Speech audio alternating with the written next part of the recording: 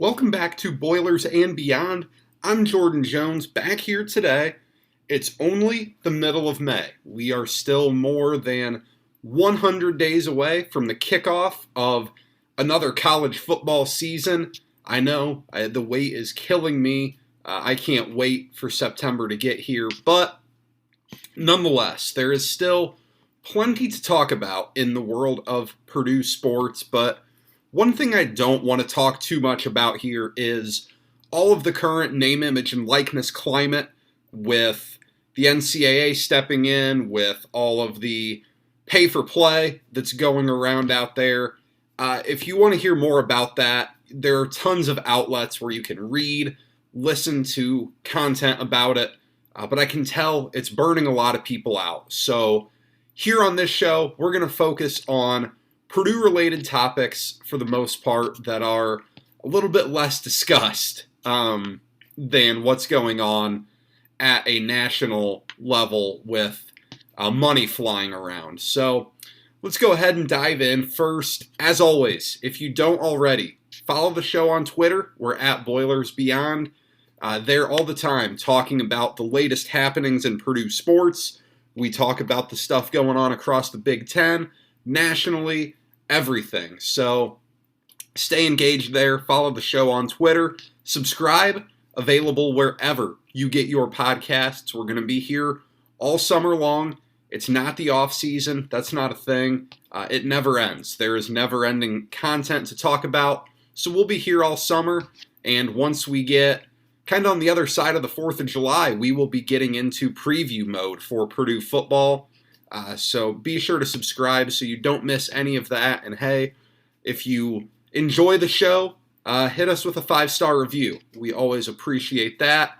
That helps in the search rankings to get new listeners. So any love for the show helps. But as the episode today is titled, When There's Smoke, There's Fire, because that is the story for two of our topics today. We've got 4 football topics with some basketball discussion sandwiched in between because I know a lot of you all are still fired up about basketball and a little bit testy about basketball at this point after the disappointing end to this past season. So we won't completely ignore it on the show today, and we'll sandwich it in between the other things we're talking about. But the first piece of news to discuss came yesterday, reported Saturday afternoon by Tom Dienhart of goldenblack.com. Milton Wright is going to be academically ineligible for Purdue football this season and is no longer on the team. That had been a known issue for a while now, hence when there's smoke, there's fire.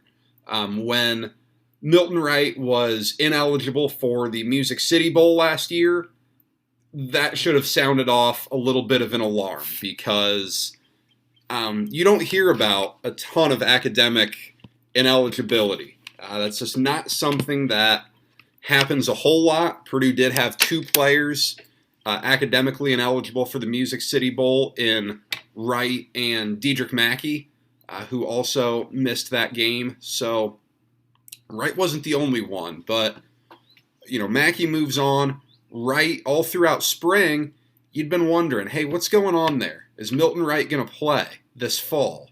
Is he going to be eligible? There was never a good indication of yes, he's going to be all right. Not that there was ever a whole lot of details about this, because there can't be. That's a clear FAFSA violation, or FERPA or whatever it is. But yeah, FERPA. But regardless, Milton Wright's no longer on the team. This is certainly a problem. Purdue now is replacing its top 3 receivers from a season ago. David Bell, now Milton Wright, as well as Jackson Anthrop, who was 3rd on the team in receiving. There's depth here, no doubt. This is the deepest position group Purdue has if they have to try to sustain a major blow at any position group. Between that and defensive end would probably be your next deepest group. Defensive end, Leo area there. But you're probably looking right now at a top three of Brock Thompson, TJ Sheffield, and Tyrone Tracy. And that's a good group. That is an experienced group that's played a lot of football, that has caught some passes. But you also have two of those guys coming off of legitimate injuries. You know, Brock Thompson with his knees. I believe it was an ankle for TJ Sheffield that was ugly in the Music City Bowl against Tennessee that required surgery. So two of those guys are coming off big injuries. You have Mershawn Rice and Abdur-Rahman Yassin. Both are very talented. But, again, both of those guys have dealt with more than their fair share of injuries. I mean, both these guys were hurt early on last season. I want to say Rice got hurt in the Illinois game maybe, and Yassin after Minnesota, if the timing's right there. But neither guy played down the stretch much at all. You know, they were hurt. They both missed spring ball, I think. So there's questions there. You have Deion Burks. You have Preston Terrell, a couple of redshirt freshmen.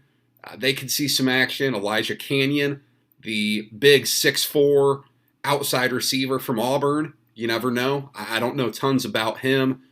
Colin Sullivan played in the Music City Bowl. Zion Steptoe, true freshman, flashed in the spring games. So there are a lot of bodies in this room, without a doubt. And in terms of the pass game as a whole, the tight ends are going to play a big role.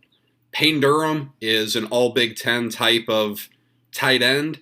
I think I think you'll see him on all Big Ten lists once the magazines start coming out next month. Garrett Miller, Paul Paferi, both progressed well last year as the season went along. You'll remember Garrett Miller was fantastic in that win over Michigan State.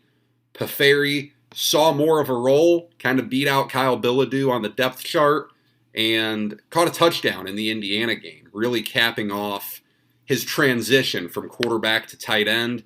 So you have options there, but nonetheless, this is really disappointing because Milton Wright struggled early on last year.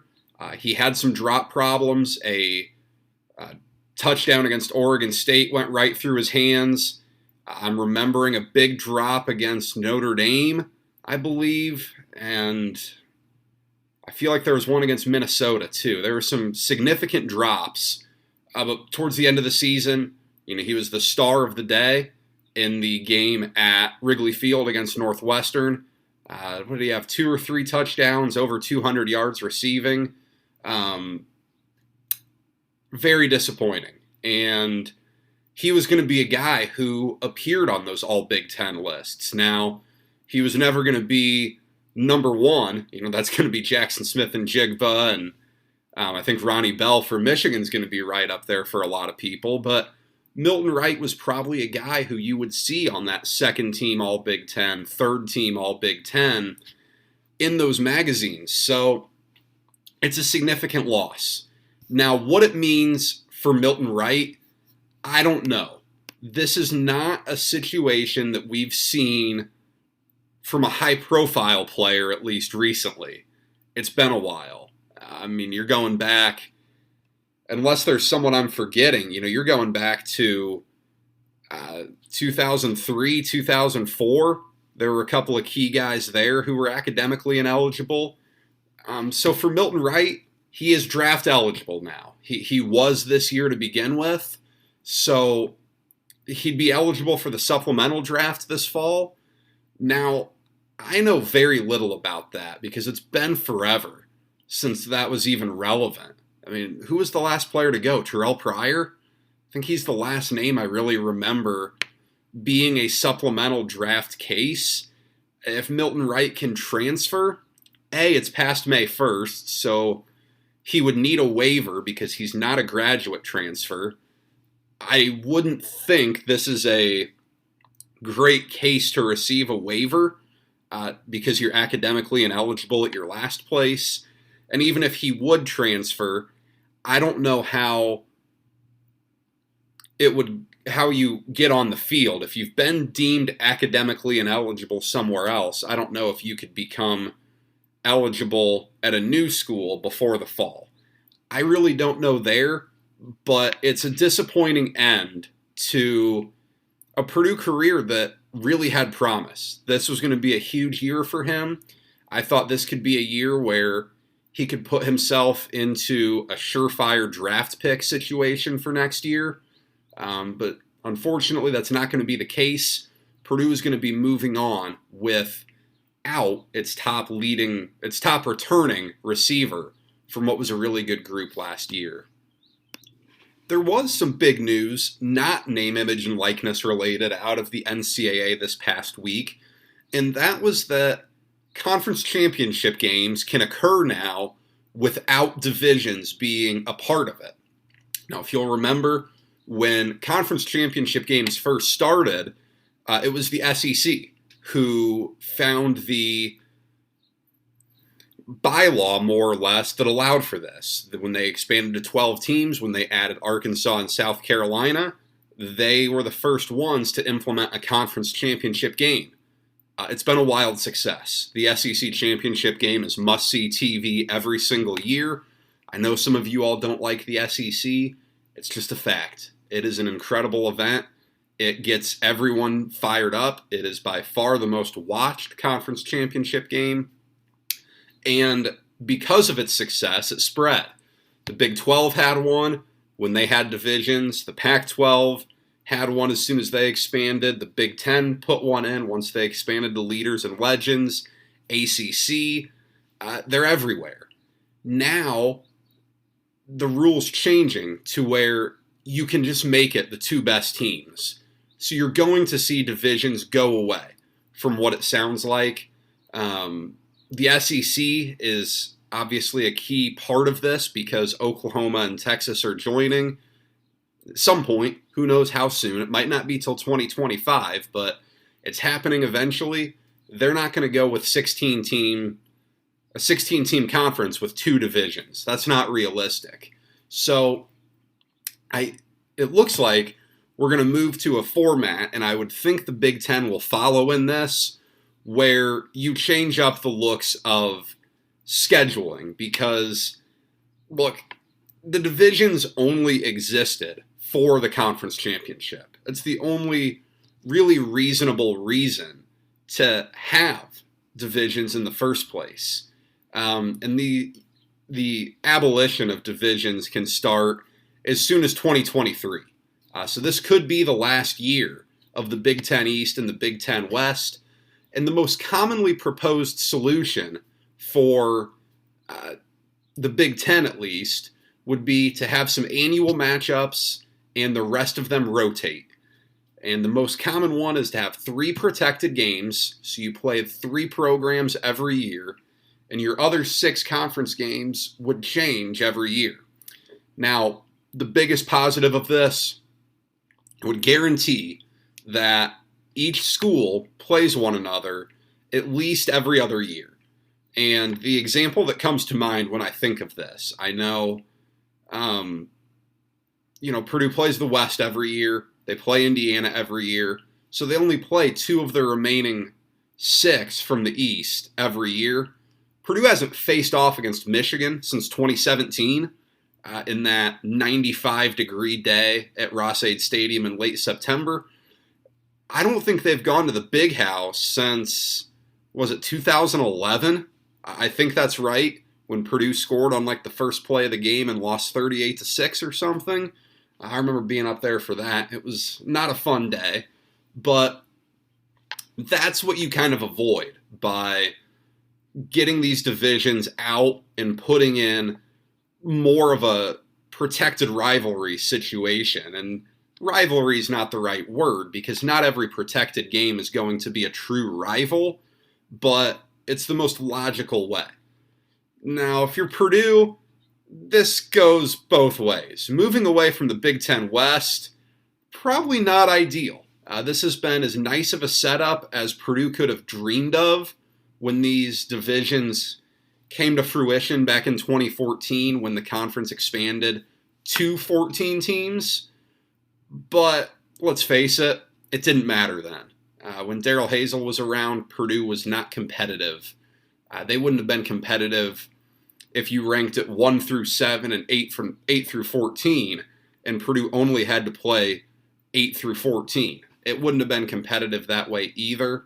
But in the West, sure, Wisconsin has been the dominant program for the majority of the time that the divisions have been set up this way. But boy, they're a lot more manageable than Ohio State or Michigan. They just are. Yeah, they don't have Jackson Smith and Jigba. They don't have C.J. Stroud or Travion Henderson. They don't have the NFL talent that Ohio State has. And Michigan's only trending up. So, sure, it's disappointing for Purdue, but this is probably what's best for the Big Ten. I did see a proposal, and this was from The Athletic, where Purdue's 3 protected games were Indiana, Illinois, Northwestern. And boy, where can Purdue sign up for this right now? That's probably as good as you are possibly going to get, because no matter what, Indiana's going to be a protected rival. It's the only protected rivalry game between the East and the West right now. That will continue no matter what. Illinois, you probably have a pretty good claim to play each year because at least there's a trophy involved. And let's face it, from an Illinois perspective, would you rather play Purdue for the Cannon every year or play Ohio State and try to win Illinois back? I think you would take Purdue every year if you're the Fighting Illini.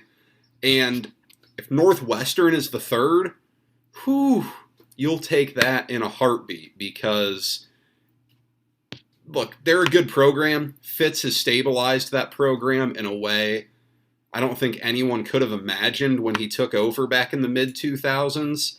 But when they don't have at least competent quarterback play, they are horrible. Look at last year. Look at 2019. They are bad when they don't have good quarterback play. And in the transfer portal era, where guys can come and go as they please, look, Northwestern can't add that many transfers. That's something that with their academic level, probably never going to be able to. So they kind of fall into that boat of Stanford and Vanderbilt, where they might get left behind a little bit in that regard. So, yeah, I'd absolutely take that. It's not perfect, but nothing is ever going to be perfect. You get 3 games against programs that you're on the same level, if not a little bit better than every year. And sure, you get Ohio State, Michigan State, and Penn State more frequently. You wouldn't have to play Wisconsin every year. Purdue's beaten, maybe they haven't beaten Penn State since then, but they've beaten Ohio State and Michigan a lot more recently than they've beaten Wisconsin. You don't get Wisconsin every year. You at least get Rutgers every other year. They're not exactly a rockin' and rollin' program. So you take this. It's best for the Big Ten, for your revenues. I mean, did you see the Big Ten championship game last year? Iowa had zero business being on that field with Michigan. Spencer Petras should not have been a starting quarterback in the Big Ten championship game, nor should Alex Padilla have been playing in the Big Ten championship game. The Big Ten West has never won the thing. And while I know it's the complaining about the divisions from certain programs in the East, I'm not going to name names, but they're south of West Lafayette. It gets old, the constant complaining, but there's some logic to it.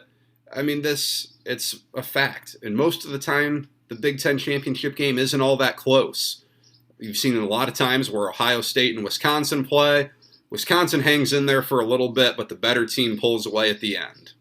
That's really how it's been. And when the playoff expands, I think it's 2026 where that's going to expand at the end of the TV contract. Presumably, it's going to go up to 12 teams. This puts the Big Ten in a better position to get multiple teams in. That's going to be expected every single year in a 12-team format. You better be getting 2 teams in. Maybe you can sneak a third in even. Now, the biggest downside, in my opinion, of the top 2 teams playing in Indianapolis for the Big Ten title, get ready for a year where we go to the final week, rivalry week, right after Thanksgiving. The big one. Big noon kickoff is up in Ann Arbor. All of the pageantry and tradition is there, just to know that no matter what happens between Ohio State and Michigan, they're both heading to Indianapolis for a rematch the following week. That would be a real bummer.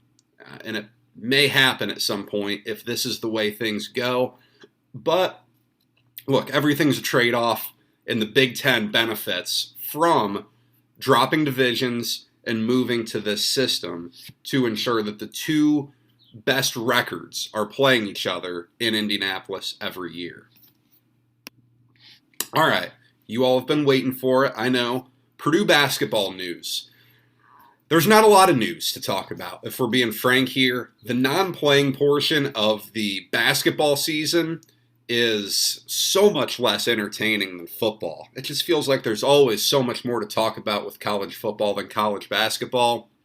But since the last time we talked, Eric Hunter Jr. has decided to play his final season at Butler. Kyle Lofton, a St. Bonaventure transfer, reported Purdue target, has decided to go down to Gainesville, playing at Florida. So let's talk about where Purdue is now. And first, I'll touch on Eric Hunter Jr. going to Butler, because I thought it was a real possibility that Purdue would bring Eric Hunter Jr. back for his fifth season at Purdue. Ultimately, that's not the way things are going. He's going to Butler, playing in his hometown for his final season. And I'm not going to claim to know what any conversations were like between Hunter and Purdue. I have no idea what that decision-making process looked like, if Hunter wanted to come back to Purdue, if Purdue wanted Hunter back. I have no idea. But I will say this.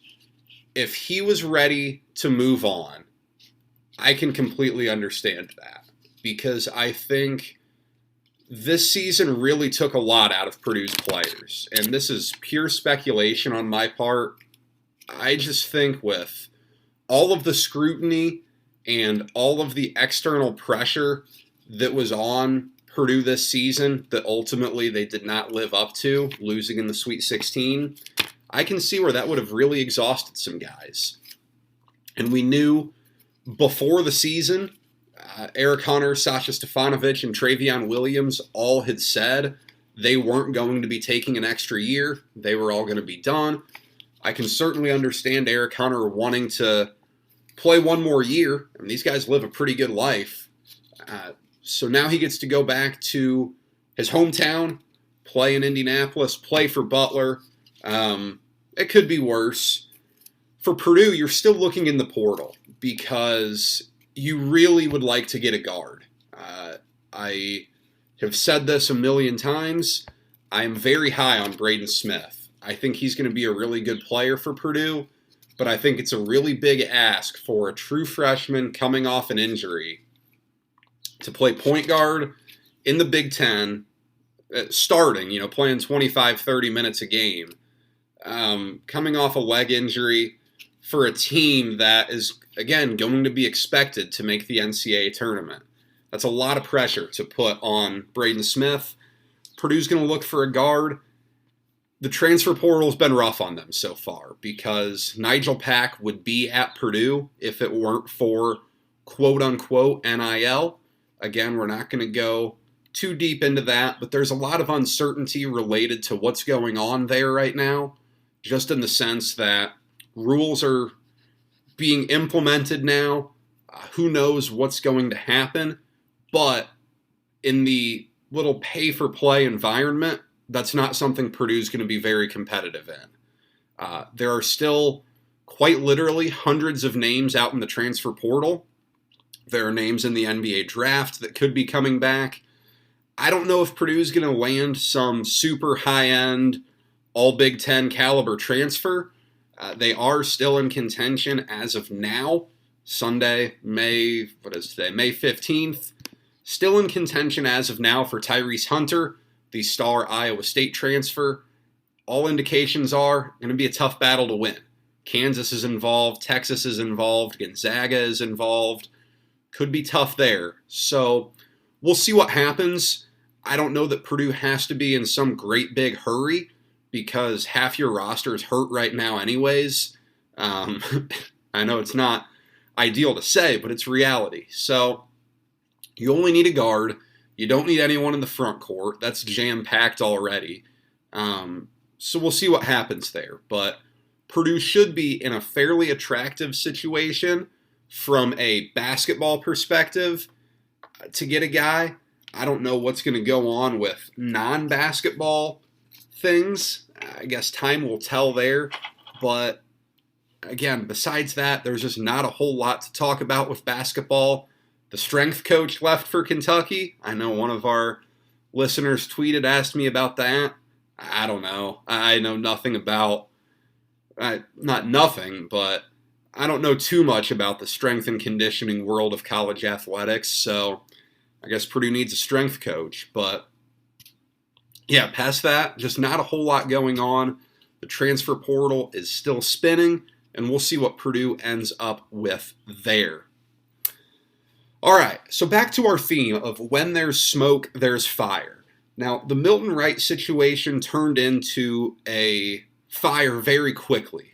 From the first indication that there was some smoke back in December to the fire breaking out yesterday. Some smoke came out of the South last week when Jeff Brohm was down in Louisville for an event. I'm not entirely sure what it was, if it was a touchdown club type of thing or a luncheon, whatever it was. Brohm was back in his hometown.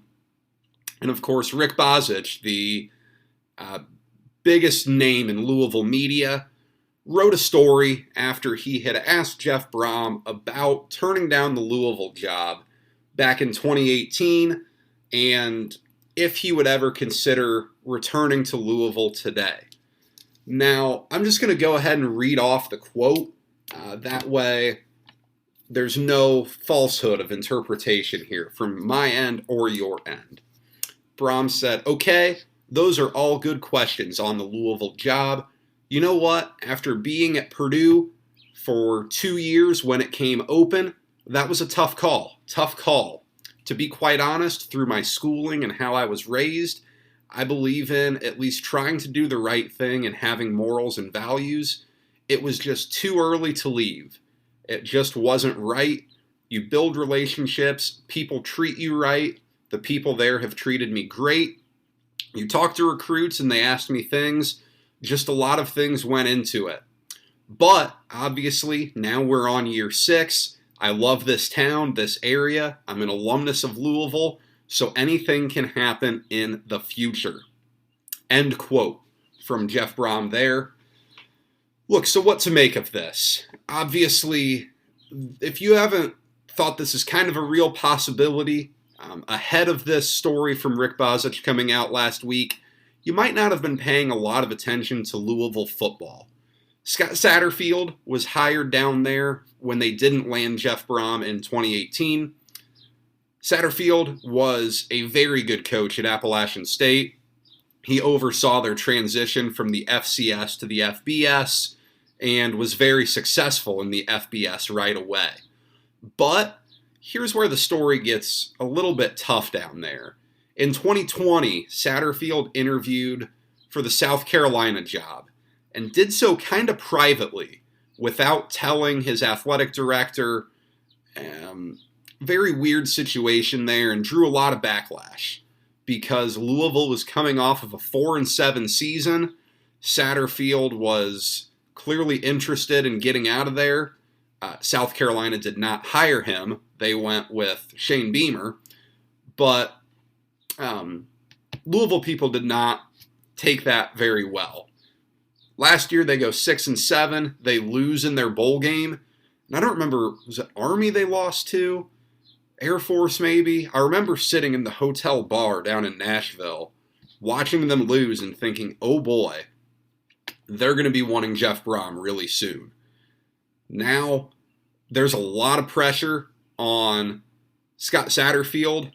There was already after last year, but they had turnover at their university president spot, their athletic director spot, and their men's basketball coach spot since then, just since last season. So while there was pressure to fire Satterfield at that point, that's not the direction they moved.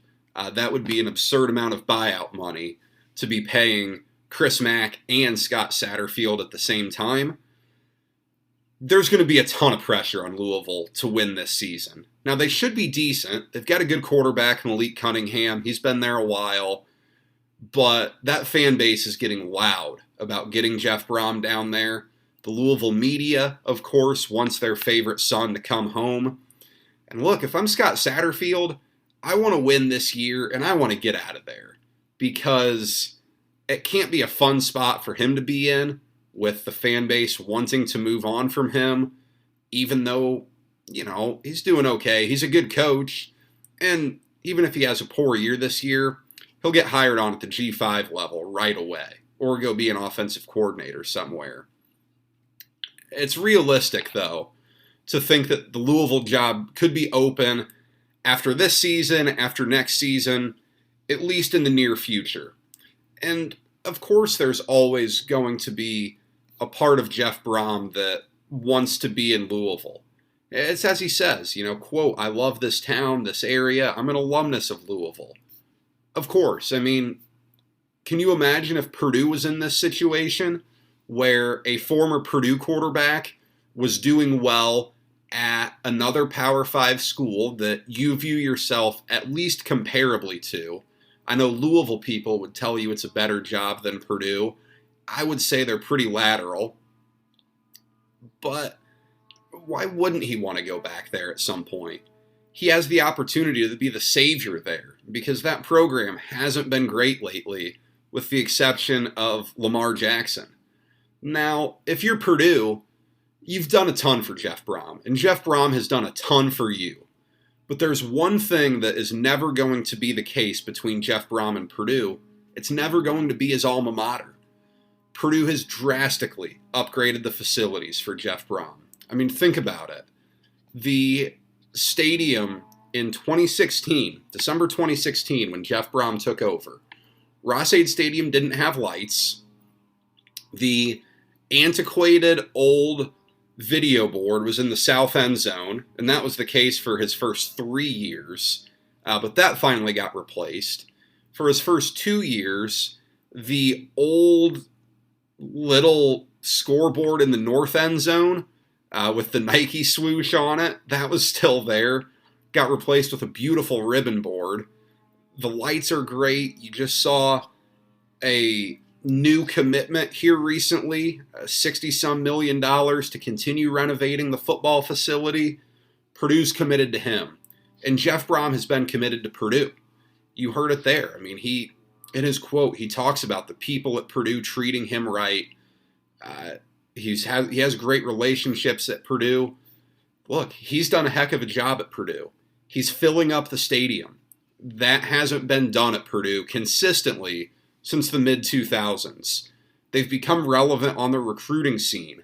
Again, for the first time since the mid-2000s, really, that Purdue was pulling multiple four-star recruits in a class, that Purdue was beating out bigger name programs for recruits. Purdue has an identity and has won big games to put themselves on the national scene. When Jeff Brohm took over, you probably could have made the argument that Purdue was the worst program in the Big Ten. Now, you can't even come close to making that argument. Purdue's not the worst program in the Big Ten. Purdue's not the worst Big Ten program in its own state. Purdue's a better program than Indiana. Purdue's a better program than its other trophy game in the Big Ten in Illinois. Purdue's in a really good spot. Now, I don't want this to sound all doom and gloom, because for all we know, Scott Satterfield's going to have a great year. Malik Cunningham's going to thrive, be all ACC, and Scott Satterfield gets an extension. Everyone at Louisville's happy. I'm not diving deep into this to say that Jeff Brohm is guaranteed to leave, but I did want to talk about this because it is very realistic that at some point the Louisville job opens, and I would be absolutely shocked if Jeff Brohm turns down the Louisville job twice. All right, last main subject here to talk about on the show today. There are numbers out in Las Vegas for college football here. Now, the numbers I'm reading, the odds are as of Saturday, May 14th. As you all know, numbers can change quick when money comes in. Not that there's a ton of money flying around this early on college football, but there are some numbers out. So Purdue to win the Big Ten. This is to win the Big Ten overall, to go to Indianapolis and beat the team from the East, plus 2,000. Purdue's season win total is set at 7.5. I couldn't tell you the last time Purdue's win total was set at 7.5. It's been a while. The over there, to bet over 7.5, you're getting plus 115 odds. To bet under, you're laying minus 135. And then week 1, Penn State at Purdue.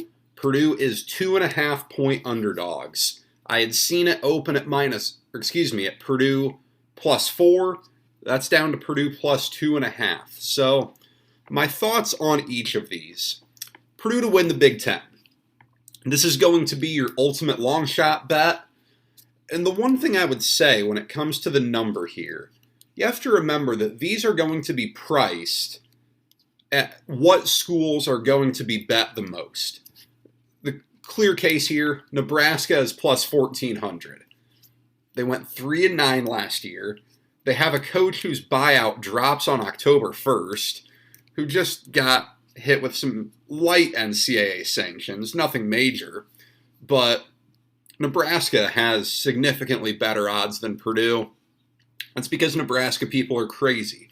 Remember back in 2018 or 2019 when Adrian Martinez was the most bet player to win the Heisman and was not remotely close to Heisman caliber?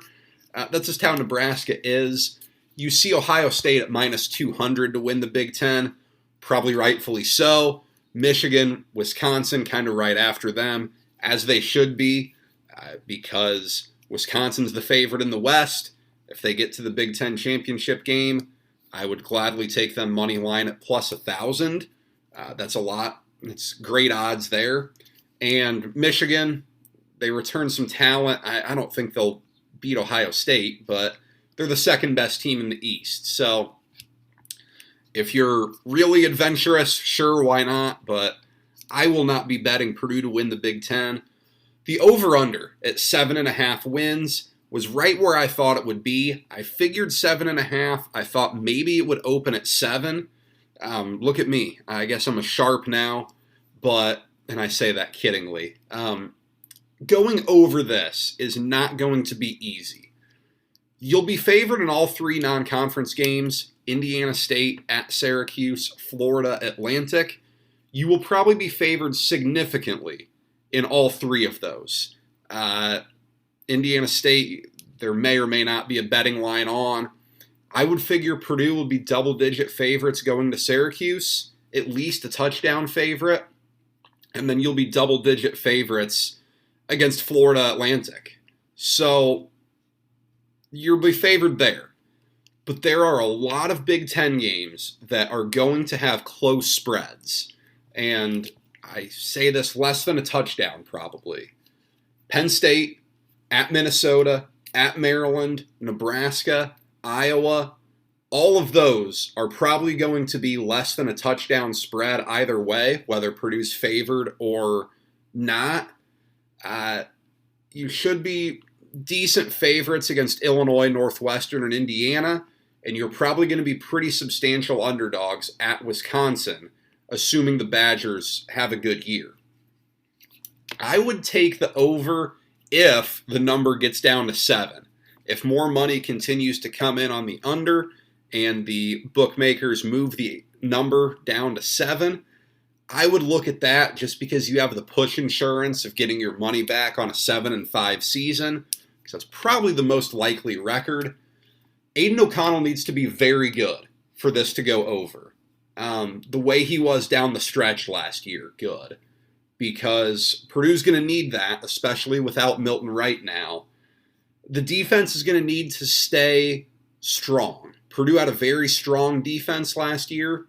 It does replace George Karlaftis. Clearly, that's a huge loss. It's not fun to lose a first-round draft pick. They do replace Marvin Grant in the secondary. I don't think that is some gigantic loss, although you always want starters back. He would have been a starter. You have a play caller change with Ron English taking over, but you still have Mark Hagan. You still have English. You have a good group of coaches. I think Ashton Yabodi is a very good up-and-coming coach, but you need to stay healthy.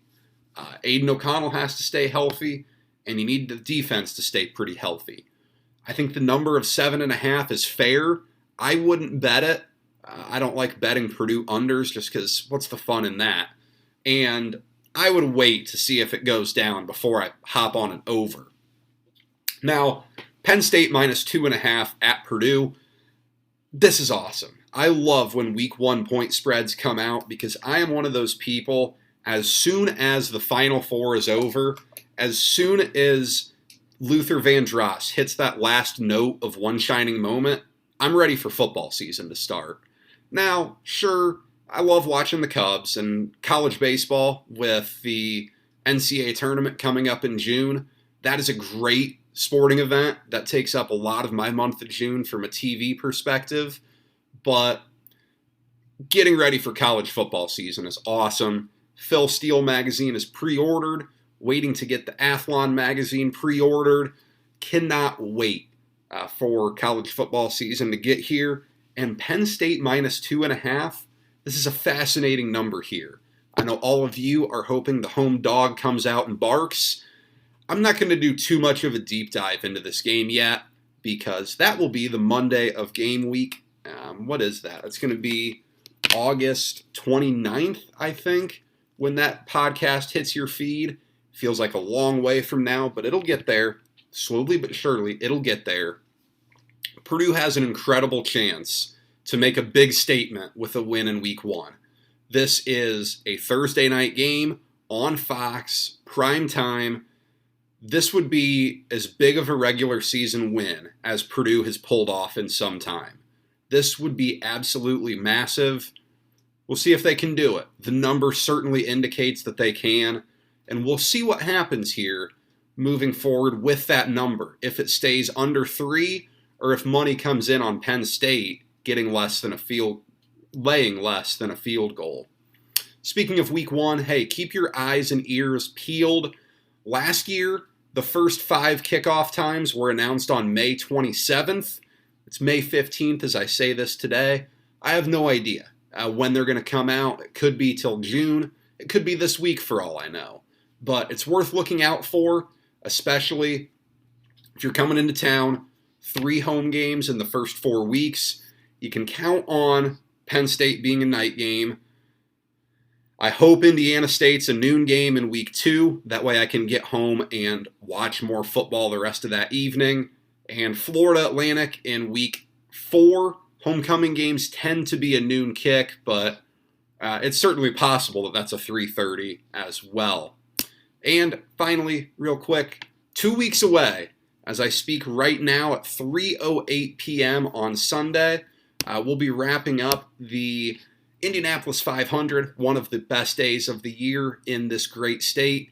Will be great to be there, full IMS for the race.